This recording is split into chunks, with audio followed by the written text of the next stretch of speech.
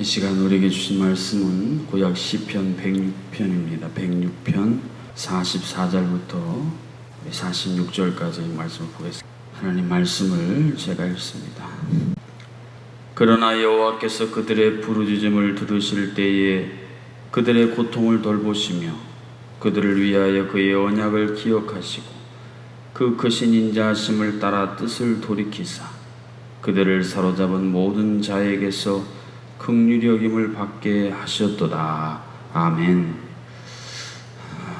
요즘에 자녀를 둔 부모라면 우리 아이가 학교에서 어떻게 생활하는가, 어떤 어려움은 없는가, 그것이 큰 초미의 관심사이기도 하고, 실제로 학교에서 친구들에 의해서 따돌림을 당하는 소위 이지매, 학교 폭력으로 말미암아서 안타까운 일을 경험하는 사례들이 종종 매스컴에 보도됩니다. 자신의 자녀가 잘 지내는 줄 알았는데 어느 순간 학교에서 집단 괴롭힘을 당한다는 것을 부모가 알게 됐다면 그때부터 부모님은 누가 내 자녀를 이렇게 괴롭히는가, 그것에 대해서 대단한 관심을 갖고 주시하기 시작할 것입니다. 선생님도 마찬가지입니다. 어떤 아이가 얌전하고 순한 아이가 있는데 누군가로부터 괴롭힘을 당하게 되면 그 괴롭히는 학생을 선생님이 주시하고 주목할 수밖에 없습니다. 오늘 본문에 보면 하나님이 바로 그런 분이다 라는 사실을 우리에게 말씀을 해주고 계십니다. 이러한 사실이 오늘 본문 44절에 이렇게 기록되어 있습니다. 그러나 여호와께서 그들의 부르짖음을 들으실 때에 그들의 고통을 돌보신다. 하나님이 고통을 돌보신다라는 이 말씀이 제가 서론적으로 말씀했던 그 내용을 그대로 표현한 것입니다. 여기서 부르짖는다, 부르짖음을 들으신다 라는 이 표현은 삐걱거리는 소리를 귀 기울여 듣는다, 그런 의미가 있어요. 뭐가 잘 돌아가다가 갑자기 삐걱삐걱 거리는 소리가 나는 기계들이 있습니다. 제 방에도 공기청정기 어떤 분이 해 주셔서 이제 쓰고 있는데요, 필터를 갈았는데도 필터 갈라고 나고 소리가 자꾸 나요. 뭐가 기계가 이상하게 생긴 것 같아요. 그러면 그냥 평상시에는 아무 신경 안 쓰다가 그 삐걱삐걱 거리는 소리에 굉장히 이제 예민하게 귀를 기울이게 되지 않습니까? 하나님께서도 하나님의 자녀들이 인생을 사는데 갑자기 어떤 일에 의해서 삐걱삐걱 거릴 때에 그것을 예의주시하고 경청하신다. 하나님이 그런 모습을 지금 보여주고 있어요. 근데 왜 하나님의 자녀들이 지금 멀쩡히 있다가 삐걱거리는 소리를 내는가? 그것은 고통 때문이에요. 고통이라고 했을 때 오늘 본문에 쓰이는 이 고통이라는 히브리 단어는 팩팩하게 돼서 비좁아졌다라는 뜻을 가지고 있습니다. 요즘에 사회적 거리두기에서 여러분 앉으실 때 간격을 이렇게 띄고 앉지 않습니까? 근데 만일에요, 막 옆에 사람이 붙을 만큼 팩팩하게 되면 요즘에는 그것 자체가 스트레스가 되는 시대가 돼버렸어요. 근데 오늘 본문에 나오는 고통이라는 게 그거예요. 내 인생에 여유가 있고 그냥 편안하게 있었는데 갑자기 무엇인가가 막 끼어들고, 문제가 끼어들고, 환난이 끼어들고, 스트레스가 끼어들어가지고 그냥 비좁아진 거예요. 팩팩해지는 거예요. 그래서 꼼짝달싹을 못하게 된 그런 상황을 가리킬 때에 고통이라고 합니다. 또 하나는 괴롭히는 대적, 괴롭히는 원수, 괴롭히는 압제자가 등장을 해가지고 괴롭히기 시작할 때에, 요셉이 총리로 다스릴 때는 이스라엘 백성들이 편안하게 잘 번성했는데 이집트의 왕조가 바뀌면서 갑자기 돌변해서 이스라엘 백성들을 괴롭히기 시작합니다. 그래서 아이 못 낳게 하려고 엄청난 노역을 시키고, 그것도 안 되니까 산파들 시켰어. 남자아이 낳으면 죽이라. 그리고 그것도 안 되니까 남자아이 낳으면 강물에 갖다 버려라. 갑자기 어제까지 친밀한 우호적인 존재가 하루아침에 돌변해가지고 괴롭히는 대적자가 될 때, 그때의 상황을 가리켜서 고통이라고 표현을 했습니다. 그런데 하나님께서는 이러한 사실을 어떻게 하신다고 했습니까? 돌보신다. 이 돌보신다는 의미가 바로 주시한다는, 주시한다. 하나님은 하나님의 자녀들을 고통스럽게 하는 어떤 환경, 사건, 사람에 대해서 방관, 수수방관하시는 분이 아니라 주시하신다는 거예요. 할렐루야. 야, 나를 괴롭히고 나를 힘들게 하고 내 눈에서 눈물 나게 하는 세력들을 향하여 하나님이 주시하신다. 우리가 사실은 이 사실 하나만 믿어도 우리 인생에서 우리가 만나는 여러 가지 힘들고 어렵고 고통스러운 상황을 이겨낼 큰 힘을 갖게 되어져 있습니다. 이렇게 우리의 고통을 주시하시는 하나님의 역사로 말미암아 일어나는 일이 45절에 이렇게 기록이 되어 있습니다. 그들을 위하여 그의 언약을 기억하시고 그 크신 인자하심을 따라 뜻을 돌이키신다. 언약을 기억하신다는 내용은 우리가 어제 잘 살펴봤어요. 광야라는 고난을 당할 때에 하나님께서 말씀하시기 시작하고 우리는 귀를 기울여 그 하나님의 말씀이 우리에게 들리기 시작한다. 이것이 언약을 기억한다라는 내용 안에 담겨있는 중요한 사실인 것을 바로 어제 우리가 살펴봤습니다. 근데 오늘 본문에는 그것 말고 그 크신 인자하심을 따라 뜻을 돌이키신다라고 말씀하고 있습니다. 여기서 뜻을 돌이키신다라는 표현은 안심시킨다, 그런 뜻이 있어요. 안심시킨다. 막 불안에 덜덜덜덜 떨고 있는 자녀를 말입니다. 부모님이 괜찮아 하고 다독이고 안아주고 그 놀란 가슴을 이렇게 쓸어주면서 안심시키는 내용이 뜻을 돌이키사라고 표현된 이 단어가 갖고 있는 의미라는 거예요. 하나님께서 우리 인생 가운데 갑자기 환경이 변하고 내가 원하지 않는 세력들이 내 인생에 갑자기 들이닥쳐서 그런 말미암아 깜짝 놀랄 때에 하나님이 그것을 우리를 안심시켜 주시는 하나님의 모습을 그대로 보여주고 있습니다. 또 이 단어는 위로하다라는 뜻을 가지고 있습니다. 이 장례 예식장에 가면 유족들을 참 어떻게 위로해야 될지 사실은 제대로 된 위로를 하기가 쉽지 않습니다. 사랑하는 사람을 잃었다는 그 큰 슬픔과 상실감에 대해서 참 어떻게 위로하기가 쉽지 않아요. 갑자기 들이닥친 인생의 커다란 질병, 또 자녀의 문제, 경제적인 어려움을 당한 분들을 참 위로한다는 것도 그게 쉬운 일이 아니에요. 근데 성경은 하나님이 갖고 계신 놀라운 특성 가운데 하나가 위로하신다는 거예요. 위로. 그래서 사도 바울은 뭐라 그랬습니까? 위로의 하나님이 우리가 경험하는 모든 환난을 위로하실 수 있는 분이 하나님이시다 그랬어요. 우리가 세상을 살 때 내가 경험하게 되는 고통과 고난은 옆에 있는 사람이 보면 그까짓 것 가지고 그렇게 힘들어하냐라고 우리가 무심코 말하는데 그런 말씀하시면 큰일 납니다. 우리가 볼 땐 별것 아니어도 그것을 경험하고 있는 사람은요, 그게 자신에게 있어 세상에서 제일 큰 고통이고 아픔이에요. 그러니까 우리는 그 시각 자체부터가 위로에 실패한다는 거예요. 하나님께서는 우리를 위로하세요. 왜냐하면 하나님께서는 이미 계속 그 고통을 주시하셨기 때문에 어떻게 안심시키고 어떻게 위로해야 될지를 하나님이 너무 잘 아시는 거예요. 히브리서에 보면 예수님이 왜 이 세상에 오셨는가? 우리가 세상에서 경험하는 환난과 고통과 어려움을 몸소 친히 체험하셨어.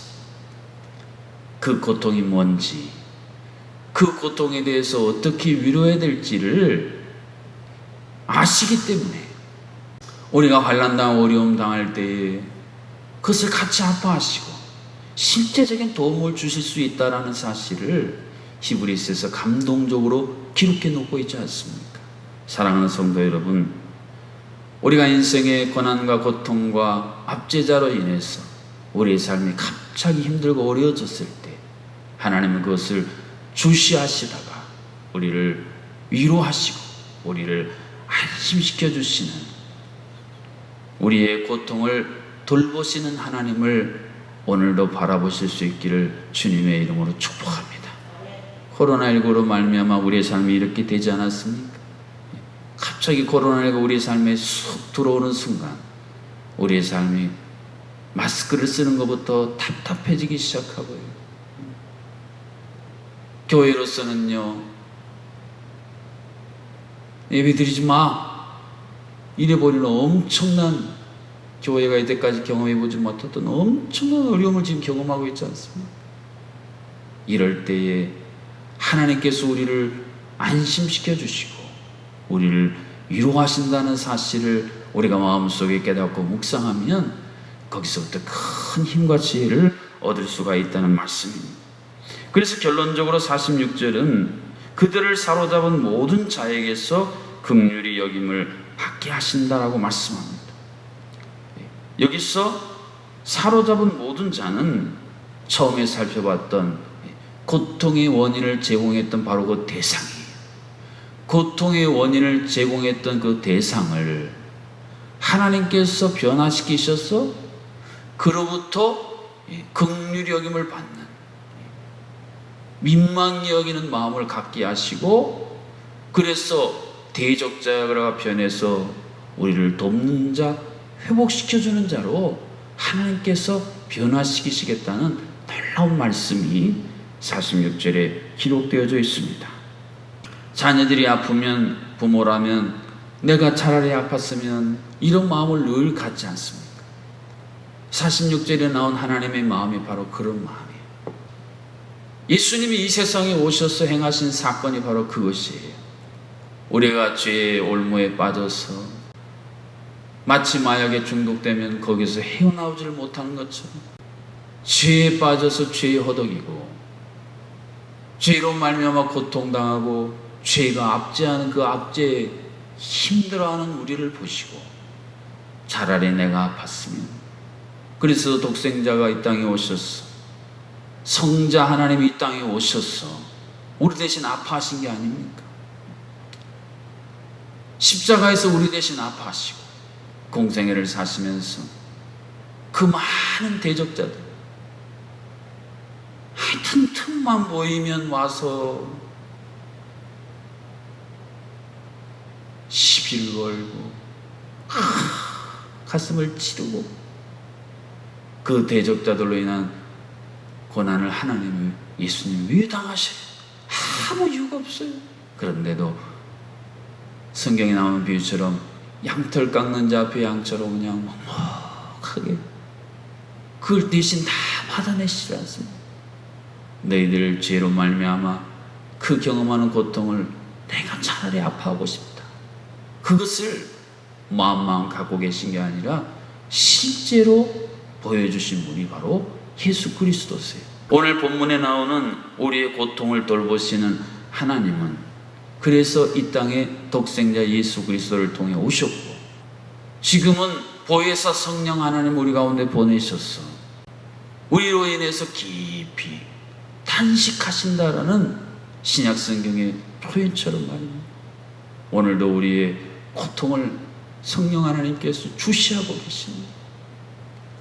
그래서 심지어 우리가 너무 힘들고 어려워서 기도할 수 없을 때에 성령께서 우리를 대신해서 말할 수 없는 탄식으로 우리를 위해 기도해 주신다는 내용도 바로 우리의 고통을 돌보신다는 이 하나님의 소중한 속성과 그대로 연결되어지는 성경에서 우리에게 말씀해주는 핵심 중에 핵심입니다.